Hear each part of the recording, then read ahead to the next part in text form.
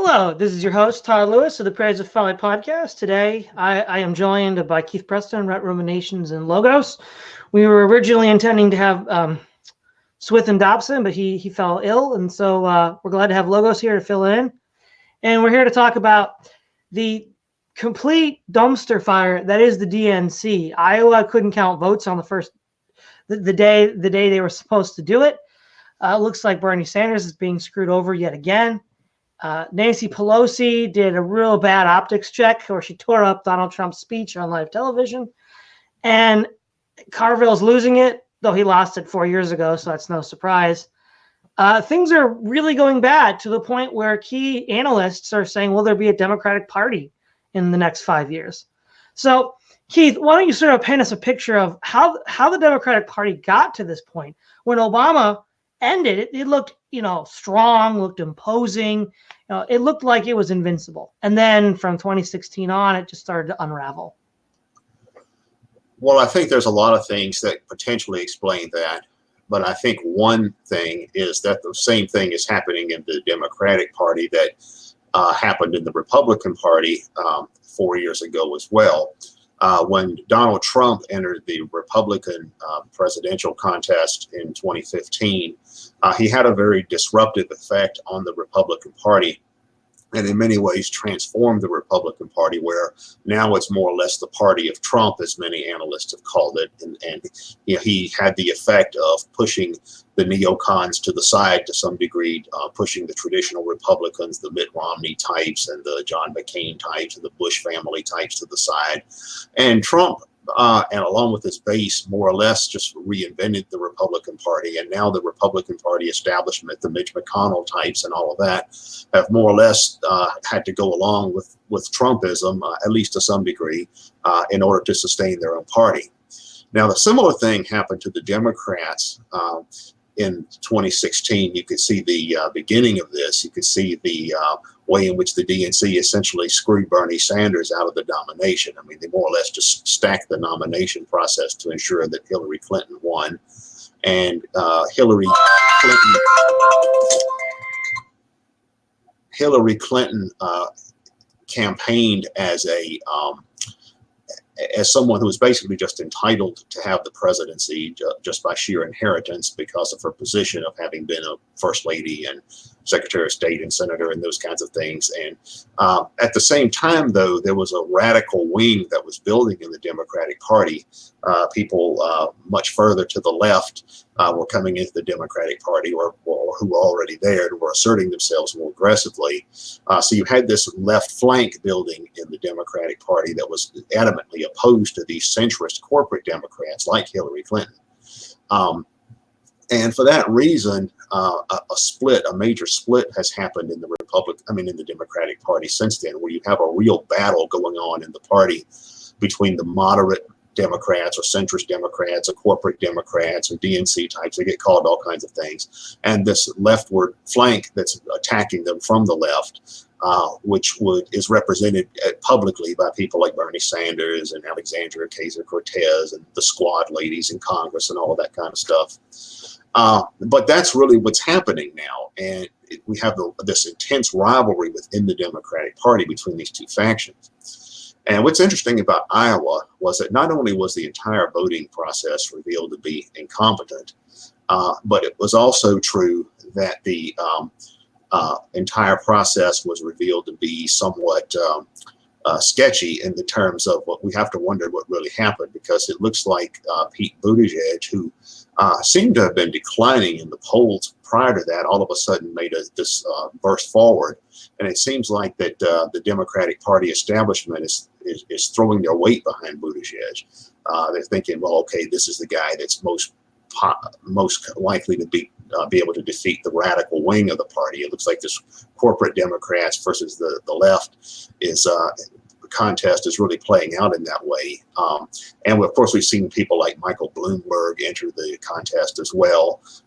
And it's interesting how the intensity now within the Democratic Party is almost as intense as the rivalry between the Democrats and Republicans, between the corporate Democrats and the far left Democrats.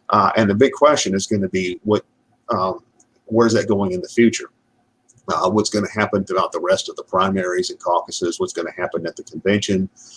If Sanders continues to do well in the caucuses and primaries, it's quite likely that he will be regarded by the left as being the rightful candidate, and it's quite likely that the corporate Democrats are going to try to cheat him out of it again. And of course, that's going to cause major disruptions within the party. So that's, I think, is where things stand at present. You've got this civil war going on among the Democrats, and it's going to be difficult to see how they can continue to function as a party while this is taking place. Now, I know you have a lot to say about that logo. So what are your insights and thoughts on this? Yeah, I think a really interesting piece of the puzzle that I want to bring up here is this. We could say, in a sense, we've seen this coming. So if you look at what Barack Obama ran on after the Bush presidency, it was, let's end the foreign wars. Let's shift a little to left on social issues. He made that famous speech where he said, we're not just a Christian nation, we're also a nation of, and he started inserting a bunch of things here. So you saw that the promise there on more demographic issues. You saw the promise there on being anti-war. Obama had that famous, you didn't build that speech as a justification for government taxation. The idea that we can't do this laissez-faire stuff that we've been doing since Reagan forever. At some point there has to be some kind of communal redistribution if people are struggling, because nobody exists in isolation. So Obama played a good word game with some of these issues: peace, demographics, economics, and so on and so forth. But what happened was the base started schisming, because if you remember early in Obama's presidency, I think it was his first term, I think he had a good solid control over both houses in the same way that Trump did. But if you look at what he got done, he got some stuff done. I think he got like Obamacare done. But that's about it. I mean, look at his legacy. We were at war with more countries after his presidency than we were before he took the presidency. Fundamentally, a lot of the economics in the country hadn't changed, aside from the big Wall Street bailouts that the middle class was still waiting for, and Bernie Sanders is campaigning on to this day. The demographic issues were still there, but near the end of his term, he had Black Lives Matter, the police stuff and whatnot. So while, he campaigned on the promise of being the hope and change and unification president, the statues to him in Indonesia, he's going to bring peace to the world. Now you see kind of like racial divisions flaying up, at the end of his term. So all the big themes he campaigned on are kind of falling apart. And if you listen to critical commentators of the party, like Secular Talk, Kyle Kulinski, and people of that ilk, Jimmy Dore, there's the real sense that they've been lied to. There's a real sense that, hey, you promised us peace, got us more war. You promised us some economic change after the bailouts, and look at what happened. The economy's still in shambles. So what happens when you have a president that gets a giant coalition campaigning on a bunch of issues? Almost none of them are followed through. And then his supposed successor, errant, Hillary Clinton, can't, not only doesn't campaign on them, campaigns against them. She doesn't even lie and say, yeah, I want world peace. She says, no, we're going to make a no-fly zone in Syria. She doesn't, lie and say, you didn't build that, we're going to change the way our economy works. She says, you know what? No, I think the status quo is just fine. Suck it up. That part of Obama's coalition that he worked very hard to build over his 2 terms, they're still there. They voted for him. They came to the party for him. They're not going anywhere. So what do you think is going to happen? Well, they flocked to Sanders, and there it is. There's the civil war in the party. They didn't want to be lied to again. They're like, look, we voted for this new Obama guy. He was a senator, but he was new. He was an establishment. He was a maverick, to use the John McCain term.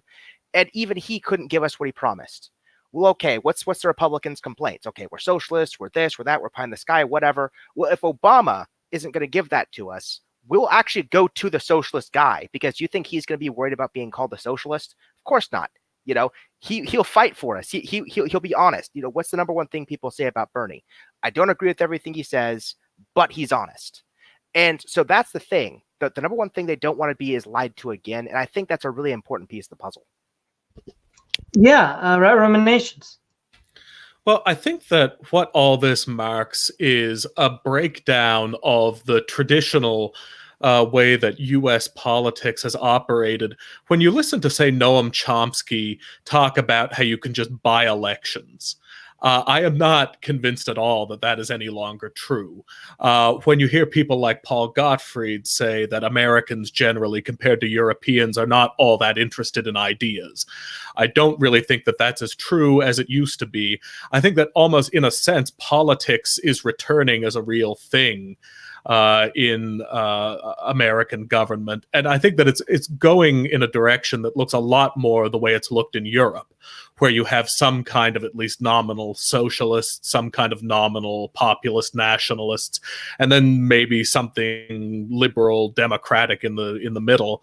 In other words, I think that the kind of binary form of American politics to which we've become accustomed is giving way to something else, with, exactly as Logo said, voters and the demographic becoming frustrated and just saying, well, if you're going to keep playing this game, then we're just going to go find the people that we actually want. And if you look at Hillary Clinton, she outspent Donald Trump considerably in her campaign, but he still won. And I think that Sanders' momentum is indicative of the same thing. I also think that in large part this is a consequence of the Democrats' own efforts getting the better of them. I think that they've imported new demographics from abroad. I think that they've trained social justice warriors in college campuses and have also provoked a reaction against themselves in the Republican Party, to the point that they almost are now obligated to reach out to the radicalized base that they have created or helped to create, which is now kind of dictating its terms to them. So I think that their own demographic has gotten away from them. And so I think that to be at risk of repeating a cliche, I do think it marks a kind of repoliticization or polarization of American politics, or an ideologization perhaps. And I think that the real question is, how fast is that going to happen? If you look at Trump, for example, he has not been as radically populist as a lot of his supporters would like. Once he got in office, it would not surprise me at all if a Bernie Sanders or an Ocasio-Cortez were to ever take a more significant office, if they might turn out to be much more along the lines of a mainstream Democrat once they were actually confronted with the realities of the political machine. But I definitely think that that's the direction. Basically, I think that both the Democrats and the Republicans are becoming legitimately ideological party for the first time in a long time. And the Democrats are simply the left wing of that transformation.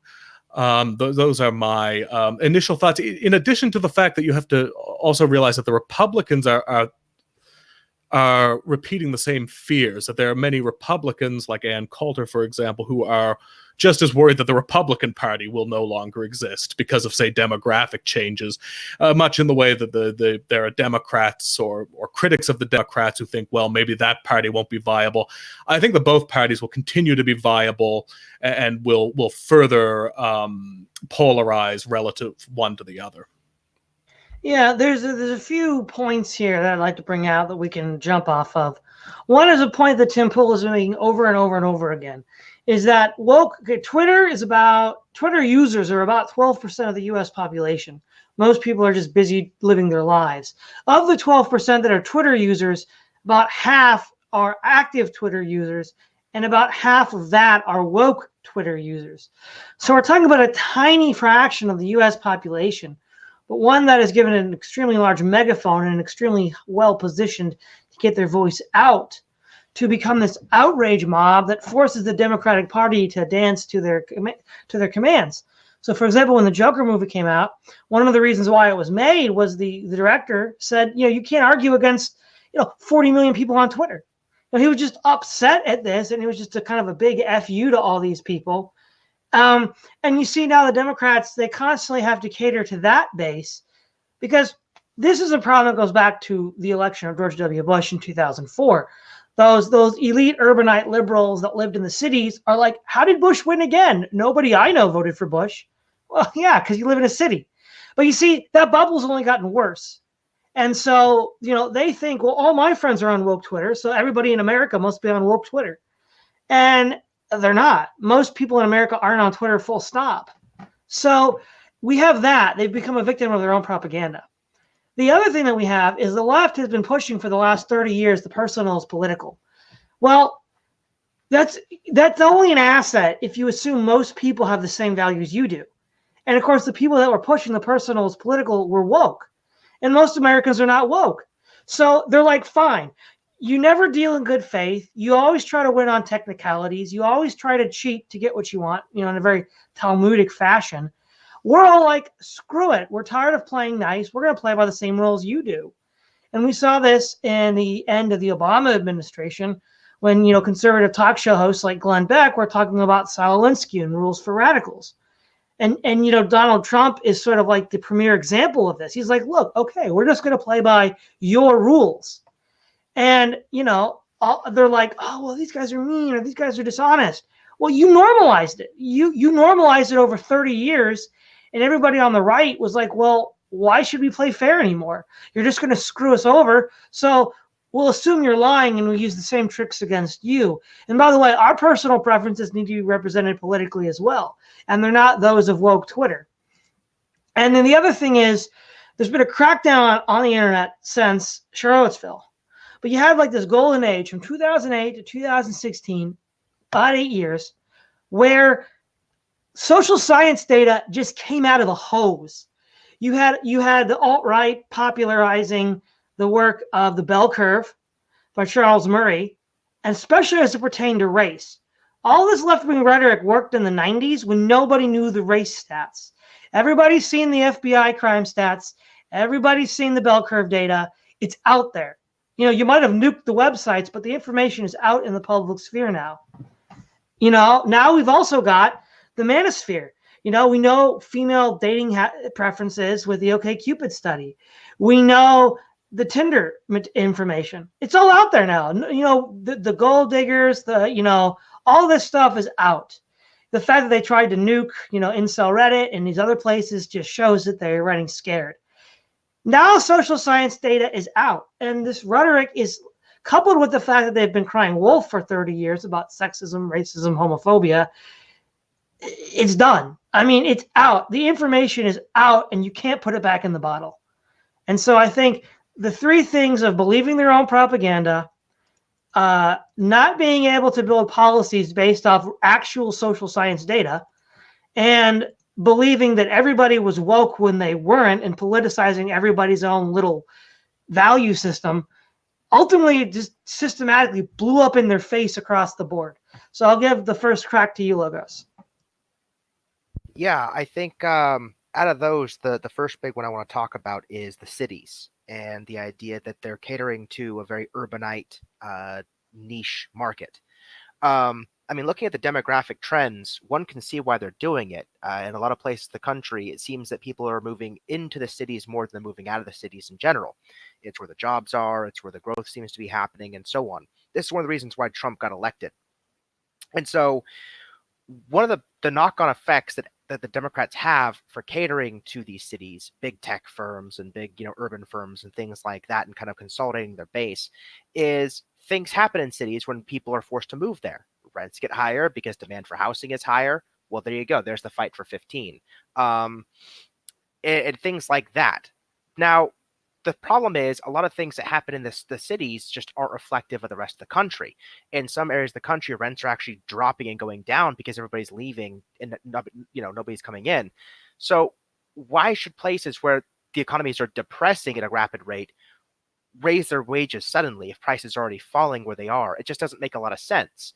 But what they're trying to do is they're trying to federally mandate something to fix a band-aid that's, happening in the cities. So not only is it like a bias, it's kind of like a self-fulfilling bias, and it's a cyclic problem.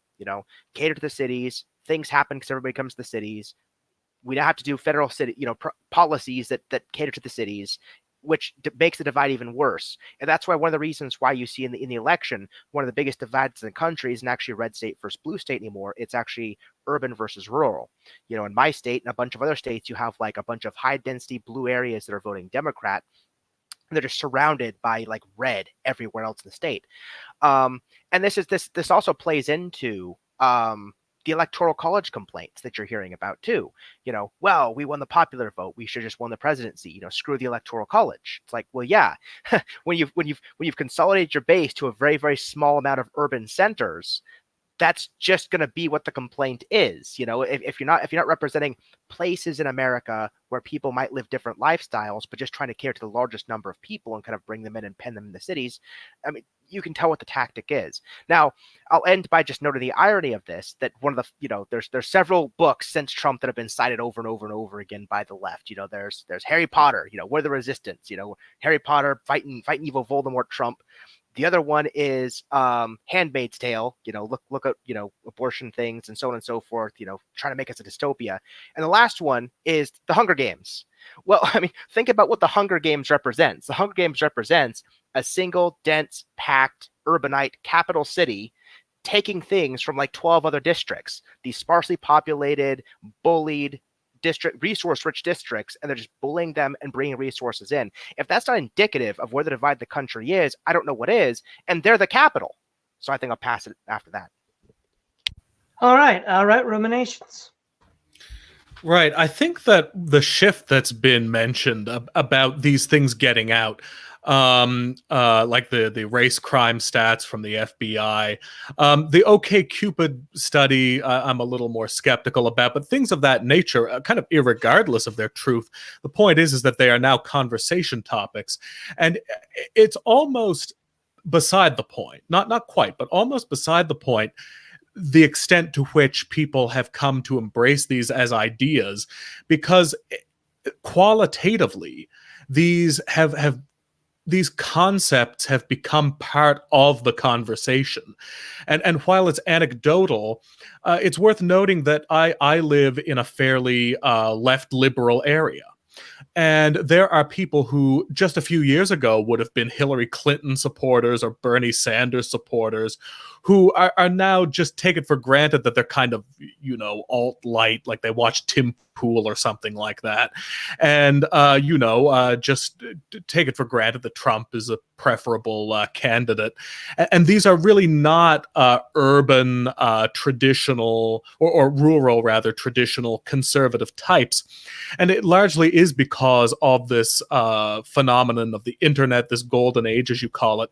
And I have to see it as kind of a godsend, at least if you're on the right or you're anti-left, that in some ways the left strategy had to be impossibly stupid, in that they went on attacking and demonizing the demographic that they were allowing to also hold the loudest megaphone in history, to have allowed the internet to operate for as long as they did, with the amount of flexibility that it did, while still going on about male privilege and white privilege and social injustice and so forth, has really served as, I think, a kind of blessing to the right, because while, say, 8 years ago, watching Paul Gottfried or Jared Taylor or something was just kind of niche interest of mine that everybody thought I was a weirdo for doing.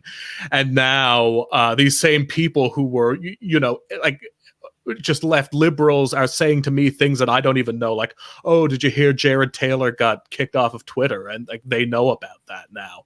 And so once you allow that degree of cultural, almost subconscious transformation, then you've really shot yourself in at least a few toes, if not the larger part of the foot, as it were.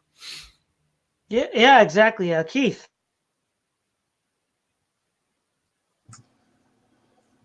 Well, I think there's several different trends that are working against each other in many ways. When we talk about how the Democratic Party, at least its left wing, has continued to shift further left, I think it is true that there is a segment of the U.S. population that's shifted further left in the last decade or two. And if we look at the overall trends that we see going on in the United States, we do see a consistent leftward drift. I mean, we do see a drift towards, for example, more common acceptance of gay marriage or something like that. So I think that what the left has done is that they've banked on that. They've said, well, things are moving in our direction, and let's just try to not only capitalize on that, but let's just go full force and try to drag it as rapidly as we can. Now, a problem with that is that you can't really force things to change in your direction at a route that they won't go. And I think that's a problem that a lot of people on the left are having when it comes to electoral politics, certainly, is that, and other things as well, is that they're trying to force change at a route that it won't go. At the same time, that while there's been this leftward drift in certain sectors, I think we have to qualify that too, because as has been said earlier, it's certainly true that the political correctness or wokeness or whatever you want to call it, that value system tends to be concentrated in a fairly narrow segment of the U.S. population. The studies that have been done on that show it's mostly in most of the people that hold to that viewpoint are predominantly white, urban, affluent, middle class people who are concentrated in certain occupations and industries, generally the ideas industries, everything from law and human resources over to advertising and media, journalism, and all kinds of things. And opinion polls have shown that wokeness or political correctness or whatever are not particularly popular. That the majority of people of all ethnic and cultural backgrounds tend to have a disfavorable view of that. So we do have to maintain that context. And I think also it's been true that as that point of view has become so pervasive in the wider culture, what the point that was made earlier about Twitter, that you made, Todd, about Twitter, the fact that Twitter has a larger presence than it does numbers, because only about 12% of people in the United States actually regularly use Twitter, but you've got these aggressive loudmouths on Twitter. I think that the whole Twitter culture and the social media culture have fueled a lot of this as well, because they've given the wokeness crowd a platform that makes it look like they're bigger and larger than they actually are. And for that reason, because they're so saturated in the media of different types, they are all pervasive. The wokeness is all pervasive, even though it's something most people don't really agree with. It just happens to be the social position and technological position that those sectors hold. And I think that's created a backlash, and that's why we've seen in recent in the last decade or so, we've seen the rise of the alt-right, of Trumpism, and all of this kind of stuff. I think that's a backlash against a number of things. It's a backlash against the actual leftward drift that the society is taking. I think that's part of it. We can't deny that that's happening. But the leftward drift that we see on a general level is not as extreme as what we see in the general wokeness culture. And it's certainly not as extreme as the direction that the wokeness culture wants to take things in the future. So there's been this backlash against that with Trump, with alt-right, with a lot of other stuff. And that, I think, is contributed in part to this polarization that we see now in the wider society.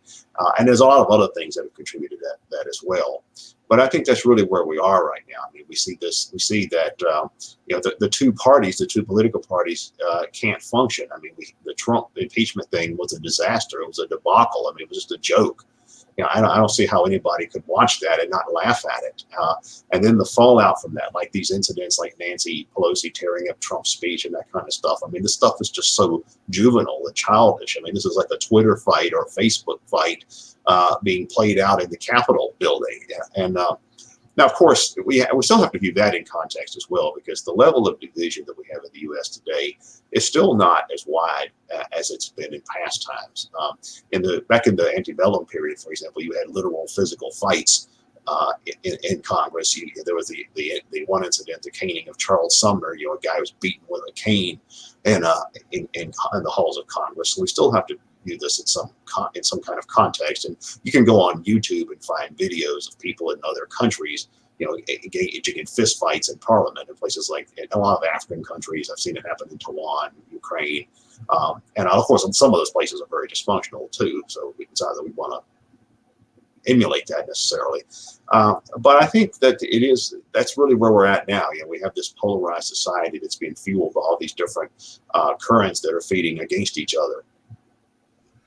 Yeah, exactly. A couple of points here also that bear pointing out is the infantilization of the left. So when Barack Obama was president for 8 years, they tried to take the reasonable adult in the room stance, and they tried to paint the right as the ones that were throwing a tantrum. Barack Obama was a socialist. Barack Obama was a communist. This is the last free election we're going to have. Now, yeah, in hindsight, that stuff sounds a little ridiculous, but they weren't crying in the streets. They weren't throwing temper tantrums on YouTube. The people on the right still had jobs and still had lives, and so when the election was over, they just sort of accepted it and moved on. And we also see that, man, as far as I can remember, back in the mid '90s, when the History Channel still talked about history, it was always McCarthy this, McCarthy that, the Red Scare this, the Red Scare that, and then, Bill Clinton was getting impeached and everybody was like, oh, well, that's just bad taste, blah, blah, blah. Literally everything the Democrats said that McCarthy did with vis-a-vis, defectors at home to the Soviet Union, and despite the fact that he was right about most of these defectors, and the fact that, they claimed that Republicans were impeaching Clinton on bad faith, what have they done? They've done a Russian scare that puts McCarthy to shame with people. At least McCarthy had to go through a congressional testimony. People are being smeared as Russian agents or also with the Me Too movement just on a say-so. They lose their career without even having to have their day in court. I mean, at least McCarthy played by the rules. Not only is it a larger scale than what McCarthy did, they're not playing by the rules. And the impeachment of Trump. I mean, yes, Bill Clinton did lie under oath. And yes, Bill Clinton was debarred. I mean, there was actually a crime committed. Trump wasn't charged with a crime, and Trump was exonerated. This totally, baseless, absurd. It was just lawfare. They were just trying to depose a president. And I think what's really interesting here is when the norms of the political process, the sort of niceties of the political process, completely break down, that means that the system is fundamentally in trouble. So, the Democrats and Republicans could win elections and lose elections, but whenever the president would give a speech, everybody would act civil, everybody would, clap their hands, everybody would go through protocol. But the fact that every step of the way of the presidential speech, Nancy Pelosi's not doing protocol, it means the whole thing is just falling apart all around. And so I think in part the Russia scare, the impeachment debacle is rooted in the Democratic infantile mindset. I mean, it's really all highlighted when Steve Bannon was on the Bill Maher show. Steve Bannon said, you had 4 years. What did you do? You did nothing. You just wasted our time with Russia. We actually have a policy, and some guy from the crowd shouted Bernie. And then he's like, yeah, Bernie's getting screwed over by the Democratic Party. Like, aren't you concerned about this? It's a repeat of 2016. And it really just shows that the populist right is the grown-up in the room and the urbanite liberal is the child. It's completely reversed from 2008. And I really think it'd be interesting to explore where this infantile mindset came from and how it took over the party. I think I'll start off with you here, Keith. Well, when we get into the psychological analysis of politics, we start getting into a lot of murky territory because it's kind of difficult to really understand where people are coming from a psychological perspective. Of course, in all the years that I've studied political science and political movements and stuff like that, what I have frequently found is that different sides, different points of view like to accuse the other of being either mentally defective or morally defective or intellectually defective or all of the above.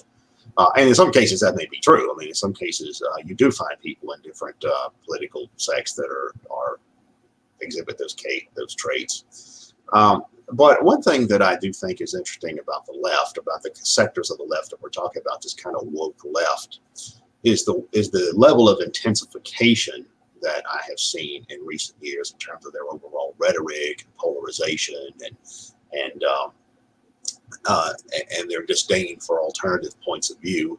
That's not to say that doesn't exist elsewhere, that you can't find people who demonstrate those traits elsewhere. But you do have this unique phenomena that in the past has been labeled the social justice warriors and stuff like that, that I think has this, it does reflect a certain set of psychological characteristics, and it reflects the point of view that it's really something that Thomas Sowell pointed out probably about 25 years ago in a book called The Vision of the Anointed. Thomas Sowell argued that you have people who think of themselves as being morally enlightened in a way that other people are not. And because they think of themselves as being somehow especially enlightened, that they are entitled to simply impose themselves on other people by what other means they want. And also, they think other people are not just simply wrong, but they're inferior. And I get that a lot from these woke left types. It's not that the people that they disagree with are simply wrong. They're in sin. They're committing crimes against progress and things like that. It's also true that they seem to have this view. They seem to be enamored of their own virtue. They have this idea that what they stand for is unquestionably correct. That there's no nuance to anything. And what I think is interesting about that is that any controversial public issue ultimately is going to have multiple sides, and you're going to have people that can present pretty reasonable points of view for their own perspective most of the time. I mean, there may be some exceptions to that. Take for example, the immigration issue. I mean, a reasonable perspective on immigration would be that, at best, immigration is a set of trade-offs. There's net benefits, there's net positive, there's net negatives. Whatever, of course, some of that gets to be subjective because there's a question of how do you define a positive or how do you define a negative, either with immigration or any policy.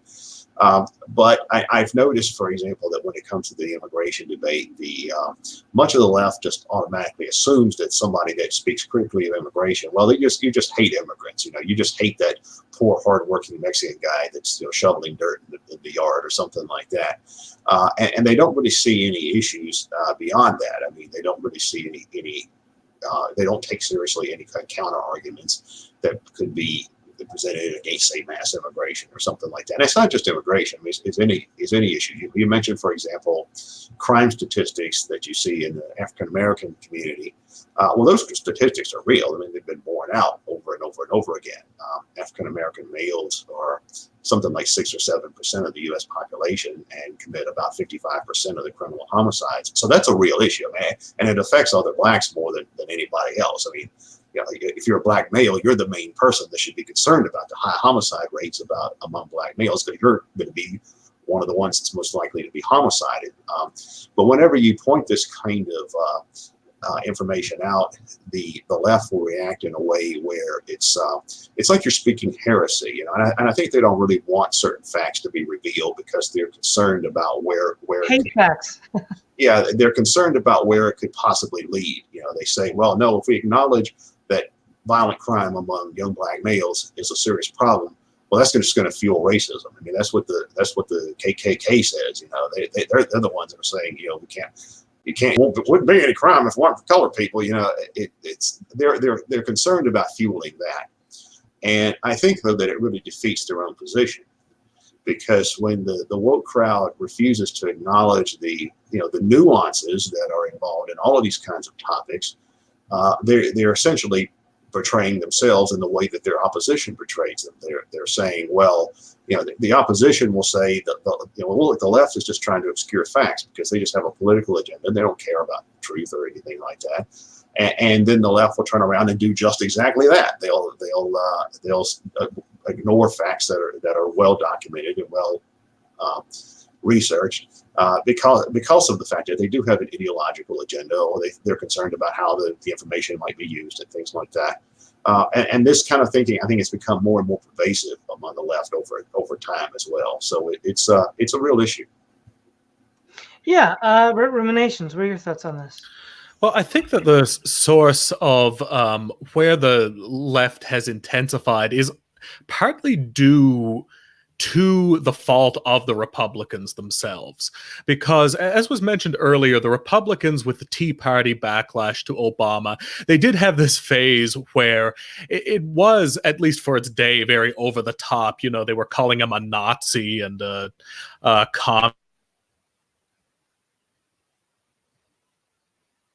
Well, we lost your ruminations. So until we get him back, why don't we throw the question to you, Logos? Yeah, sure. Okay, so since we are talking about kind of the implosion of the Democratic Party, I want to shift it back to that just a little bit to start with, and then I'll kind of move forward. Now, if you listen to Secular Talk and other critical left commentators, and if you want to study the Civil War of the Democratic Party from within the Democratic Party, you definitely should check them out, even if you disagree with them. There's this thought that the Trump impeachment scandal was a dumpster fire, but it was a dumpster fire on purpose. So if you look at what happened in 2018, there's a huge Democratic surge in the House. You know, a bunch of people won it and so on, Cortez and the squad and so forth. And they want to get work done. They're like, we were elected on a radical platform. We want to do all this stuff, make all these changes. Well, now you could say that, well, Trump or the Congress would block a lot of the bills that came out of the House anyway. On the other hand, I don't think that everything the House does, it needs the other two branches' permission for. So I think, for example, budgets, I think one of the things the House does. And so if a president's budget needs to be approved, they could definitely start a political battle there and so on and so forth. But I think Pelosi, being the Speaker of the House, didn't want that kind of radical nonsense to well, in her mind, radical nonsense to become the fight of the day. And so what she wanted to do was distract the public, distract the House, keep things going with this impeachment circus. Because while it's an impeachment circus, at least what you're not seeing is a civil war in the Democratic House trying to radically shift budgets and bringing certain things up and so forth, especially on the eve of the election. So Secular Talk brings that up. You know, they're impeaching Trump on sham charges. They're not going to work. The Senate's going to reject them. Why would Pelosi waste her time? Oh, she's probably wasting her time to halt the work the Blue Wave was trying to get done in 2018. So that's not just me saying that. That's a very, very common accusation that the left makes as well, which I think goes back to our main topic about the civil war in the party. It was mentioned that, you know, in earlier days, we were more divisive. I think that's largely true. There are some exceptions, though. So when you said when Keith said that you know, Congressman was caned, one of the first things I thought of was, you know, Congressman Scalise being shot. You know, it's a gunman took a gun to a Congress softball game and just started open fire on the Senate. So I think the division's not the same as it was, but it might be different. I think it's less like state versus state, Congress versus Congress, like North versus South culture kind of thing, where it's kind of fought within the Capitol. And I think it's very much more populist against Congress. I think it's more like a Roman division than a Civil War division. And, you know, my parents always complain Congress sucks. And I'm like, well, it's a weird thing. People seem to like their congressman, but hate Congress as a whole. So I don't see that getting fixed. But it does seem like a boiling pot. It does seem to be boiling over. You had Republicans that were harassed in restaurants. You had, you know, activists, you know, swarm congressmen. You had Scalise. You had, you know, all these other things. So on the one hand, yeah, people aren't being caned in the Capitol, but there might still be some cause for concern. And I would like to say also, Todd, that there was kind of an echo of this coming up that we saw in the Obama administration. I don't remember if it was first term or second term. In one of his State of the Union addresses, he's speaking to the House of Representatives. I want to say it was Congressman Wilson. I think that was his name. You know, during Obama's speech, stood up and said, "You lie." You pointed to him and you lie. You know, broke decorum and so on. Not near as bad as what Pelosi did. Do not take this as an equivocation. You know, these are not on equal terms. What I'm saying is maybe this could be saw as a step toward escalation, as somebody pointed out with the whole over the top Nazi and communist things that I think Right Ruminations was saying. Yeah, your back, Right Ruminations. So why don't you finish your thoughts? Right. Well, what I was getting at with that is I think that the Republicans really did a disservice to the whole thing because they routinely pointed to various non-issues with respect to Obama, that his, say, healthcare bill was communistic, and that he wanted some kind of reasonable negotiation with Iran, and didn't quite want to bomb them out of existence to the extent that the Republicans did. And these were all seen as evidence that he was this over-the-top economic socialist, foreign policy dove. And really, all of this served to distract from the things that Obama was actually doing that had a long-standing cultural influence politically. Like, it was on his watch that these federal regulations regarding transgender bathrooms in schools came about. The Title IX provisions, which essentially, to use Camille Paglia's words, essentially banned sex on college campuses. If you want to look at it practically speaking, doing weird things like visiting individual like black people. Like, there was a black fellow who got arrested by accident for breaking into his own house or something like that, and Obama went and visited him and apologized to him, which in a nation of millions of people is a purely bizarre thing to do to one single person. So in other words, Obama's effect on the culture was so distracted from by the Republicans who were leveling all of these distracted allegations at him, and then compared to their allegations about what he was doing in foreign policy or economically, it made him look like a moderate because it was distracting from all of these cultural things he was doing. And to say a little bit about something that Keith was saying with respect to the psychology of social justice or wokeness. This is one area where I think that Jordan Peterson and Jonathan Haidt have been quite useful in that they've articulated an excess of this psychonometric trait called agreeableness, which is maybe a deceptive name, but it's basically the kind of mama grizzly factor in human psychology. It's this idea, it's basically the thing that makes you want everyone to agree with one another, and uses compassion as a catalyst for aggression. So the idea is that everyone has to agree, everyone has to side with who is the most disadvantaged, and that if you don't do that, then we're going to freak out at you, we're going to make you a pariah. And I remember being in grade school and basically having, under that Obama-esque era, basically institutionalized agreeableness, right? If somebody hit you in the face, you weren't supposed to hit them back. You were supposed to give them an I message about how you feel about them, and that basically what has happened is that this kind of mama grizzly trait of agreeableness has been kind of totally inflamed by the education system. And I agree that with respect to polarization, I mean, yeah, there were realities in the past where polarization might have been harsher, but I think we have to put it in perspective that if in the late 20th century, you had something like the firing line, where Buckley, he wasn't always civil, but he was able to bring communists on and then also have Southern segregationists on, and he was able to have a reasonably calm conversation with them that went on for an hour, and they were able to make all of these nuanced points. Something like that being allowed to happen today is just totally unthinkable. Yeah, exactly. I think ultimately one of the big takeaways from this is the fact that so many people who used to vote Democrat, these tend to be the more moderate left types, are not going to vote Democrat. So, for example, Tim Pool says, that of all the named Democratic candidates, except for Elizabeth Warren, it's their candidate or bust. And if it's bust, they vote for Trump, which is crazy. But really what it's getting at is it's not just that they're not, it's their candidate or bust because they really like their candidate. It's something you mentioned to me earlier, a few years ago, Logos. You used to be center left, and you said, I can't vote for the Democrats anymore at all because it's the choice between crazy lunatic, Maoists on one end and, reasonable law and order, if not always honest, Republicans. Tim Pool said that about a week ago, and more Democrats are saying this. Lifelong Democrats are saying that their party is a complete crazy dumpster fire of anarchists and Marxists and terrorists, and they're going to vote Republican just because they want law and order. I mean, this is absolutely insane. This level of disillusionment reminds me of the disillusionment of the Whigs and after the War of 1812. Where they didn't support the war. Sorry, that was the Federalists. Then the Whigs dissolved right before the Civil War.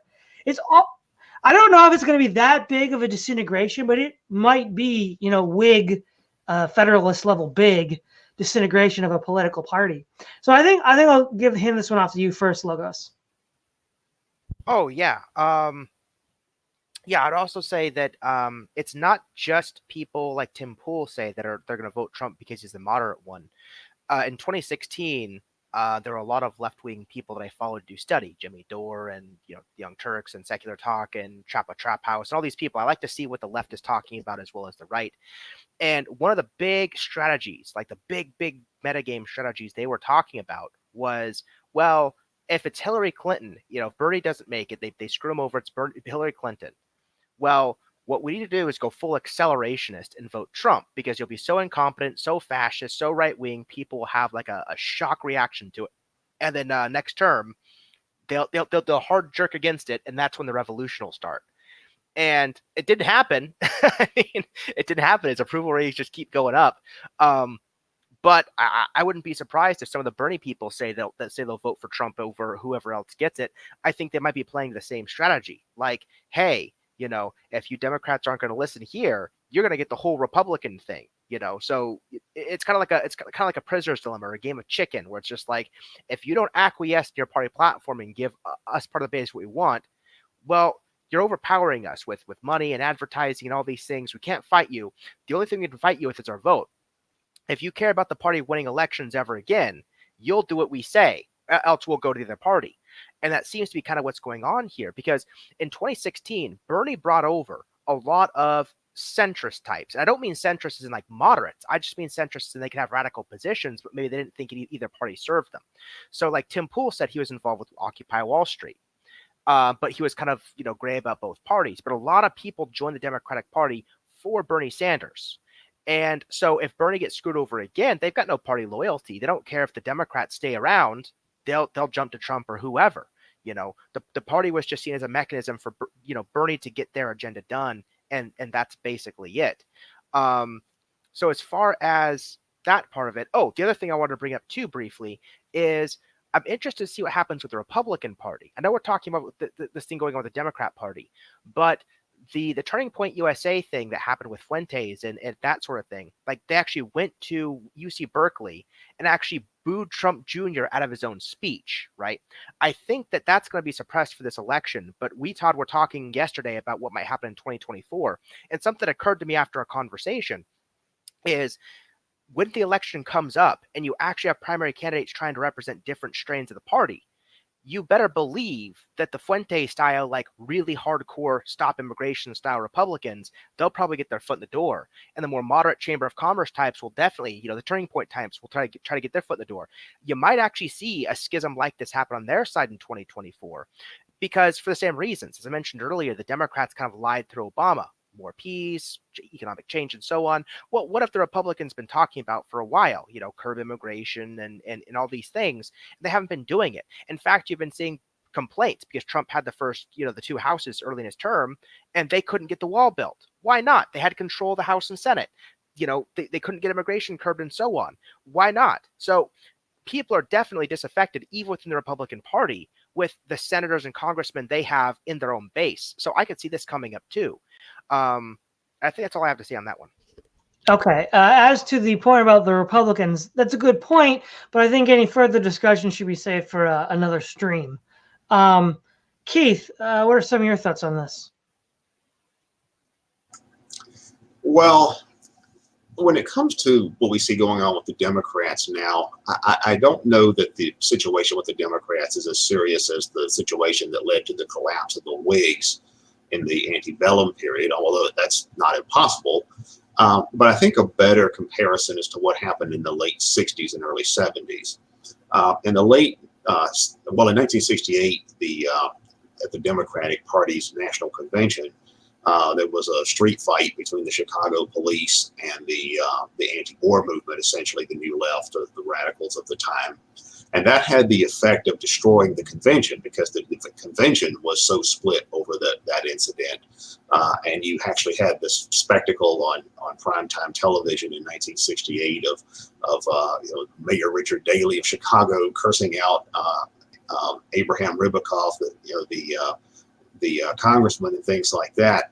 And this was going on the floor of the Democratic Party convention. You had fistfights breaking out on the floor of the Democratic Party convention, and cops assaulting journalists, and all kinds of crazy things going on, in addition to what was going on the street outside.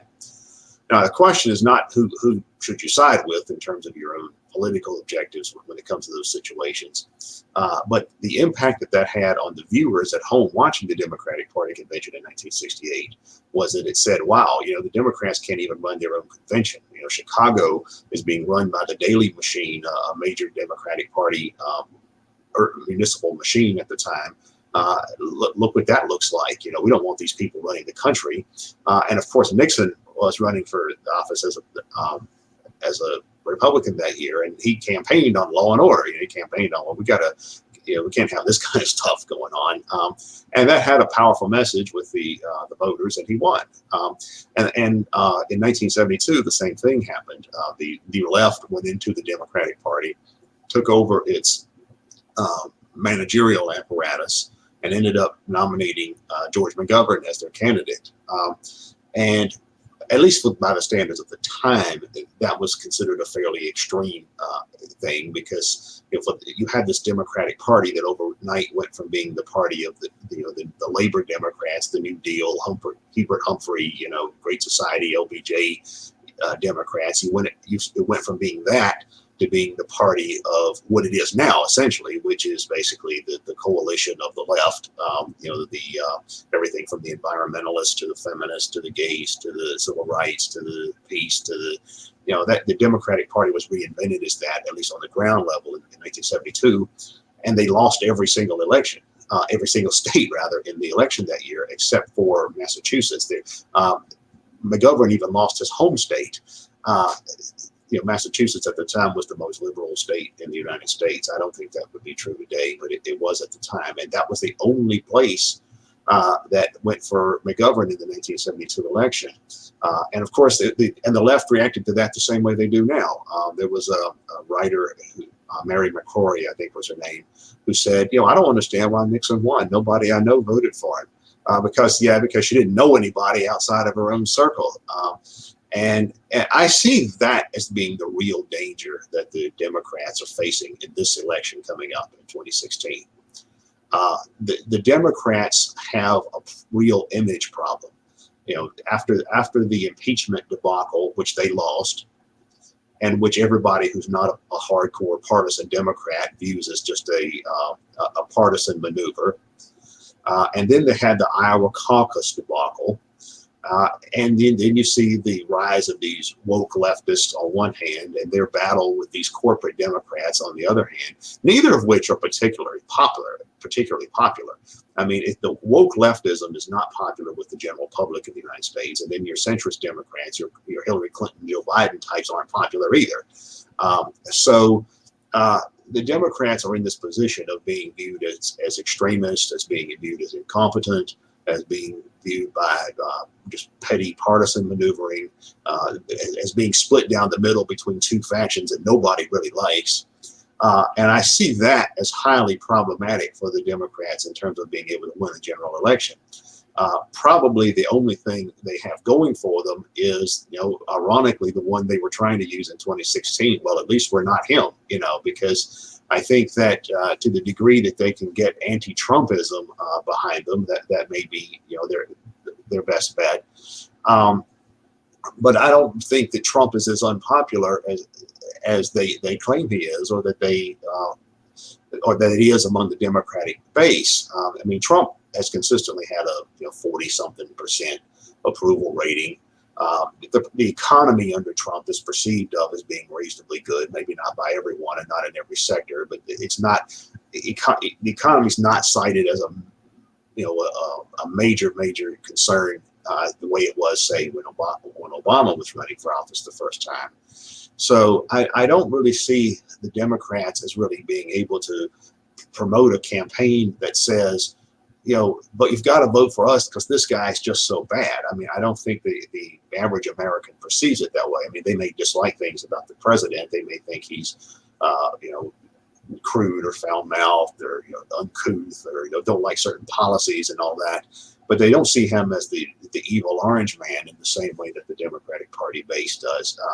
For example, I know when Trump gave the State of the Union address, not only did Nancy Pelosi tear up the speech and all that, but then you've had people like Alexandria Ocasio-Cortez that refused to even go to the State of the Union address. Most people don't feel that way about Trump. I mean, whether pro or con, they don't think he's that awful. And I see that as a real problem for the Democrats.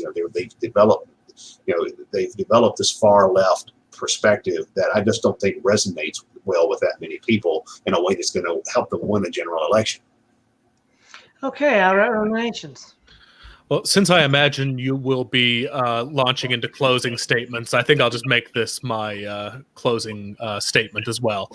What I would say is that I think that over the last century, the Democratic Party has proven itself, in tandem with the Republicans, to not really be likely to change because of any massive ideological shift. I think that we've seen ideologies change hands a number of times, and the reason it's not analogous to the breakup of the Whigs is not because the difficulties are not as large, but rather that at this point, it almost seems like the two parties have become a kind of unwritten part of the Constitution. It's like they made the particulars of what they support may change, but it's almost like just fighting over these two competing built-in mechanisms. So if for that reason only I do not foresee the dissolution of the Democratic Party, but rather its continued transformation, I will also say in terms of what the changes consisted of, that while it is true that maybe it's not as brazen in some ways as things like public canings or people getting into fistfights, in other ways it's truly more bizarre and off kilter. I think that Nancy Pelosi ripping up the speech would be the least example of it. Like, just look at the Democratic primaries and the kind of bizarre behavior that they engage with on stage, like spontaneously breaking out into Spanish, and they've got weird names, and one of them's some kind of spiritual healer, and it's like it doesn't really feel like the beginning of the dissolution of the Whigs. It really. I think that Ramsey Paul had a point when he said it kind of reminds him of when Caligula made a horse a senator in the Roman Senate. Like it's really like arriving at severe levels of colorfulness and bizarreness. And what I'd say is that I guess in 10 years or whatever, when Kanye West is the president and he's being tarnished as a white supremacist, then we'll know how far it's gone. But I don't see either party breaking up. I just see its continued transformation and descent into weirdness. But that would go for the Democratic Party as much as the Republicans. Okay, Logos, final statements. I think I've said about all I want to say. I think I'm good. Okay, Keith Preston. Yeah, well, I think what Right Ruminations just said is consistent with the point I was making before about how this is very similar to what happened in the late 60s and early 70s, when the Democrats switched from being this kind of labor party to being this counterculture new left party, and now they're switching from being, or at least they're giving the image of switching from being this kind of corporate liberal party, which isn't popular either, to being this kind of far left, woke left thing. And the examples Right Ruminations gave are typical. You had Marianne Williamson, who's this new age spiritual guru. You've got the people speaking Spanish that are obviously pandering to the Hispanic community. You've got all the other kinds of things like that going on among the Democratic candidates, and not just among the candidates, but among the party generally. And I think it really is a dilemma for the Democrats, because they're stuck between, do we want to go in this neoliberal direction again, which the voters apparently don't, because Hillary lost the election in 2016, and then Joe Biden didn't perform well in Iowa, to the degree we can tell who performed what in Iowa. But it does look like that point of view is on its way out. And at the same time, what's replacing it among the Democrats is this kind of woke leftism. And we haven't even talked about the economic issues either. I mean, we've been mostly talking about the approach of the Democrats, the woke left Democrats, to race and gender and all that kind of stuff. But the one thing that the left will often say is they'll say, well, public opinion polls show that most Americans actually agree with us, that most Americans are progressive. That's true on certain things. That's true probably when it comes to something like universal health care, depending on how it's done. It's probably true when it comes to things like maybe student loan forgiveness on some level, maybe not comprehensively. But it's not true when it comes to the transgender bathrooms issue. It's not true when it comes to the idea there shouldn't be any limitations on immigration, that illegal immigrants should have free health care and stuff like that. That's way, way out of the line, over the line of what I think the average American would be willing to accept. So the Democrats are, at least perceptibly, from the vantage point of people outside looking in, they're presenting themselves in a way like they're jettisoning this corporate liberalism, and then they're embracing this radical leftism. I don't know that that's a sellable package. Yeah, well, it just looks like that. Something like a Nixon landslide is probably coming. And again, thanks for everyone for participating. This is Todd Lewis of the Praise of Folly podcast, signing off.